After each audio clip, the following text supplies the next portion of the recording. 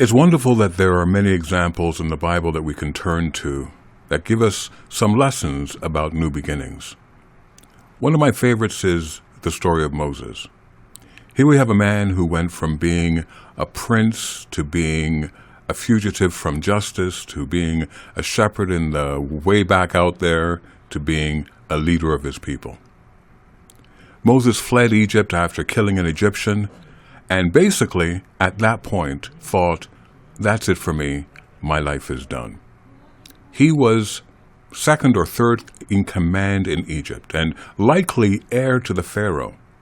Yet, he went from being a prince to a pauper in a very short period of time.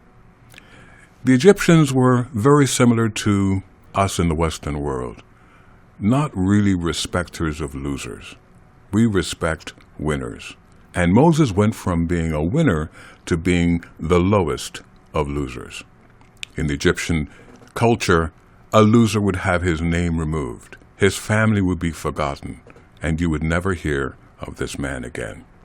Moses was educated in all the highest learning of the land.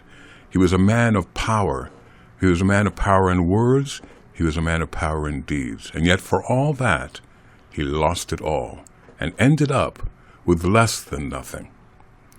Maybe you're in a place where you look back and you think, man, I was something, and now I'm not. I think of that movie with the classic scene in the back seat of the car, and the boxer's been beaten up, and he says, I couldn't have been a contender instead of a bum, which is what I am.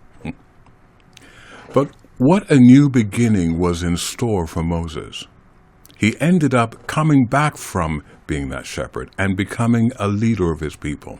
Now, I don't know how that translates exactly or transposes exactly to you, but there is an object lesson for you and one for me, that no matter what we think about our place, no matter what we think about how far we may have fallen from some higher status, God has a better plan in mind. And maybe for you, and maybe for me, He has in mind something that will put us in the place we should be. So, the next step in the new beginning, the second R, is retread. You have to decide to put on new shoes, decide to change your perspective, and let God do through you what needs to be done.